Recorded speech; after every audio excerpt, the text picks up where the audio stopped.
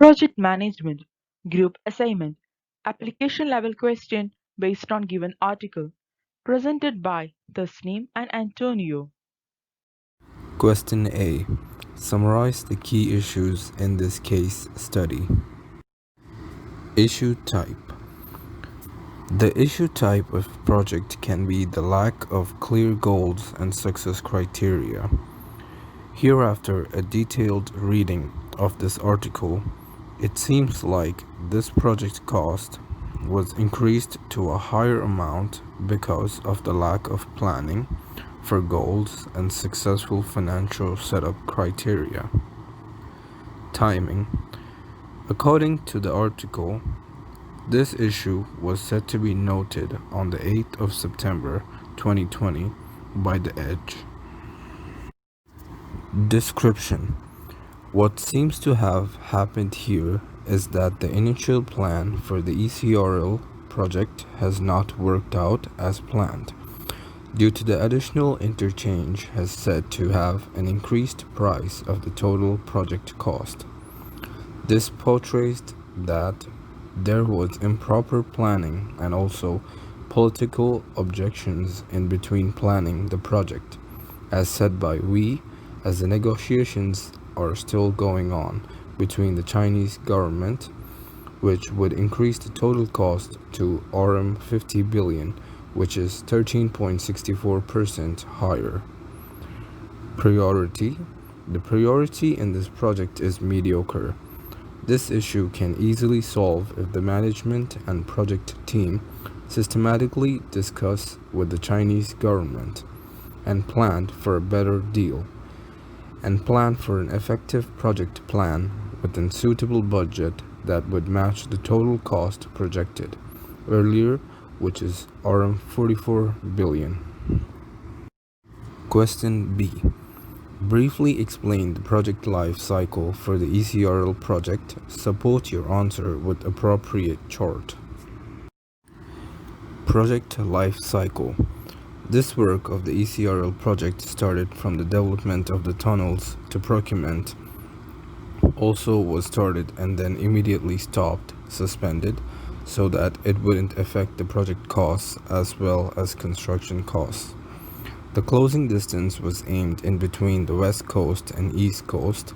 Also, the 668 kilometers ECRL project was said to be costing around Rm 55 billion estimated. This work of this project is currently suspended due to the order of shutdown by the Chinese government's conflicts.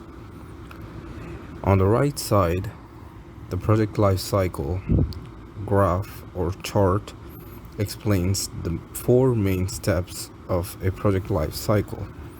Number 1, initiation. Number 2, planning, organizing and preparing. Number 3, execution. Number 4, closure, which is closing the project after successful completion. Initialization, starting of the project. In August of 2017, the ECRL project in Malaysia was started with an impact groundbreaking. It was held in Kuantan, Malaysia, but unfortunately the project work was said to be suspended in the year 2018 because of some financial specified reasons. It was said to have resumed by the year 2019. It is said to be completed by the month of December 2026. Planning of the project. Financial projection, organization and preparation. The ECRL project of Malaysia was said to be costing around Rm 80.92 billion. It was an evaluated cost to cover the construction and also to upgrade all the phases that include other operational costs as well as interest and acquisition of land. It was built in. The organization and preparations of this project are led by the Malaysian government. As of 2018 July, this project is said to have been directed by project owner Malaysia Rail Link SDN BHD. It had been issued in suspension note soon after the main contractor the Chinese Communications Construction Co. Limited, and as well as Chinese Communications Construction Co. SANBHD. The first and foremost phase of the ECRL project involved 600.3 kilometers of railroad which connected Gombak and Tumpat, Kelantan. It was estimated to be costing around Rm 46 billion.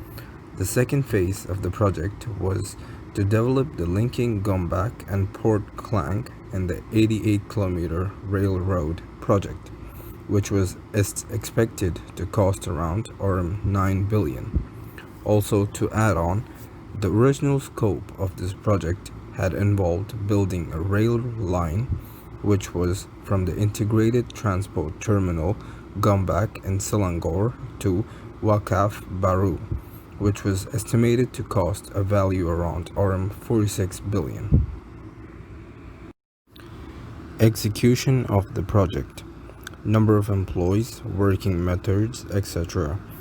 The project life cycle is expected to recruit 2,874 employees, which also will be including 790 engineers, along with safety site officers and CQ and QA positions. Also said, over 2,000 people in different sectors of jobs from all around the world are said to be joining this project. Closure of the project. Estimated end time of the project after completion. The ECRL project is said and expected to be completed by the month of December by the year of 2026. Question C. Explain two numeric model that can be used to select the high-speed train project. Which method is suitable to be used in evaluating the project feasibility plan and why?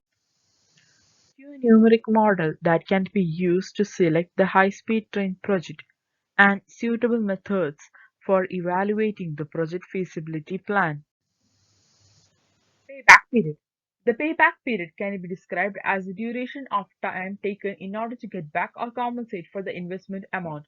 The period of payback can be determined by the time taken to attain the break-even point. The payback period is an element that makes individuals focus on a project. The shorter payback is favorable for potential investors to invest. The calculation of financial and capital budgeting, and being a crucial project for government, anticipation for return back will be beneficial so as to accordingly allocate for the maintenance. The advantages of this method are that it is simple to use and it offers immediate results and which enables the authorities to take timely decisions. This method is useful when uncertainty exists as it provides such details including a preference for liquidity as the low risk project attracts. Discounted cash flow. The discounted cash flow can be described as a tool to evaluate the estimated value of an investment on the basis of future earnings in the form of cash flow. Through discounted cash flow tool, it helps to realize the value of an investment on the ground of cash flow or financial projections of the future time. This method is similar and dissimilar with the previous method of payback period. The similarity is that both methods are used to anticipate future earnings of a project, whereas the dissimilarity is that payback period is simple to calculate, whereas cash flow includes the time value of money. The advantages of this method is it is easy to understand and apply to the no earnings of the project along with the flow of money. Moreover, it has no relation with depreciation like accounting processes. It offers a chance for comparison among projects and choose securely. Analytic hierarchy process. Analytic hierarchy process, in short known as AHP, is a simple and powerful technique to make decisions based on it. It shows a result in form of scores to exhibit to accomplish their business goals. AHP enables to achieve the premeditated goals based on a weighted criterion which can be further used to score on the project. It exhibits the AHP association structures with participation of the project and provides insights to improve the quality and the buy-in to the decision. The advantage of this method is that it is suitable and straightforward. It is simple in use as it offers pairwise comparisons. Further, this technique offers versatility and it is convenient especially for evaluation of the projects. Net present value, in short known as NPV. As a continuation of using the discounted cash flow method, NPV enables the application of whole project cycle into a standard point in relation to the earnings. It offers a chance to monitor cash flow in a sequence, the cash inflow sooner and the cash outflow later. NPV is the value of all upcoming cash flow over the duration of the period of investment, which is reduced to the current values. NPV is being widely utilized to finance accounting the values of a project concerning the capital investments, cost, or any other associated cash flow. The advantage of this method is that it considers all the fact that the worth of the future dollar is worth less than the worth of the current dollar. It exhibits will it be beneficial for an individual to invest the project or not. Further, it considers the cost and risk involved with the project cycle. There are several methods of feasibility study for a project. The suitable method to be used in the given case study for evaluating project feasibility plan is technical feasibility. A technical feasibility in project management is a crucial step as it is an examination of the application of a proposed plan. Such feasibility studies are conducted in general or on focusing on different aspects of a project. For this project, the emphasis is on technical feasibility, as it is a project of railway, and there are numerous things to concern like technology, the physical places, materials, requirements, etc. The technical feasibility is concentrated with allocation of technical requirements. Through the study, it enables to know whether the project is technically feasible or not. A well-planned and detailed technical feasibility enables to know whether the resources are good enough to meet the requirements. The outline for the technical feasibility can include the following elements. The first and foremost, technology. This is the era where technology gets updated each and every day and technology being introduced to different areas of the business. So the technology for the project has to crucially decide by considering all requirements and future of the project and its after effects. Labor. Human resources are the most valuable resources and it has to be selectively picked. Without labor, no project can process or function.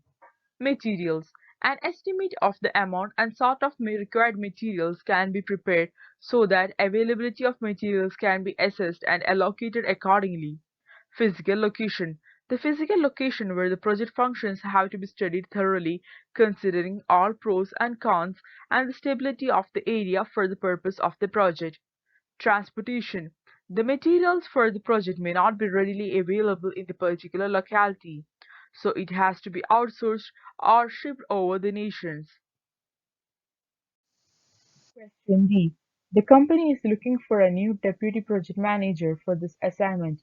What are your recommendations to the Malaysia government on the four categories of skills that are required to be the deputy project manager for ECRL?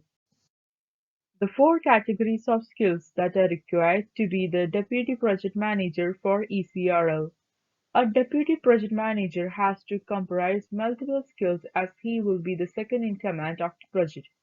While choosing a deputy project manager for the ECRL project, which involves the government relation, the individual has to be selectively picked with skills. A deputy manager ought to have multiple skills, but the four foremost skills are being concentrated in selecting the manager. The four categories of skills that are compulsorily required for the deputy manager for choosing for ECRL project are as follows. Problem solving. There is no project without any problems. Different problems occurs at different level of the project. A project manager must have well-versed skill in handling the problems. The project manager in advance has to forecast for the possible problems that may happen in the cycle of a project and have the skill to analyze the root of the problem, then list the solutions and implement the optimum solution to solve the problem. Next is communication. It is an essential skill for a project manager to have good communication skills so as to communicate with individuals at different levels. From time to time, communication with diverse sections of the project by manager enables to gain success. Individuals differ in their attitude, so each individual has to be approached accordingly with concise so as to communicate. Giving clear instructions and taking regular feedback ensures skill of the manager. Time management. A project is only efficiently accomplished once it is completed on the time. Time management is a crucial skill that a project manager is supposed to have from the very initial stage of the project until its accomplishment. The project manager may prepare a tolerable time guideline for the task to be completed, and the same guideline can be provided to the individual so that they respond in a timely manner and there will be best output for the project. Next is leadership. Leadership is an important skill that a project manager has to possess. A project includes several individuals who are involved with different tasks in the project, so they have to be guided well by influencing them through the leadership. Being in the role of a leadership helps the project manager to maintain an interpersonal relationship with all the individuals. A project management with the leadership skill can guide, control individuals to reach the target. This presentation was presented by Thasneem and Antonio. Thank you for listening. Myself, Thasneem Rafi, signing off.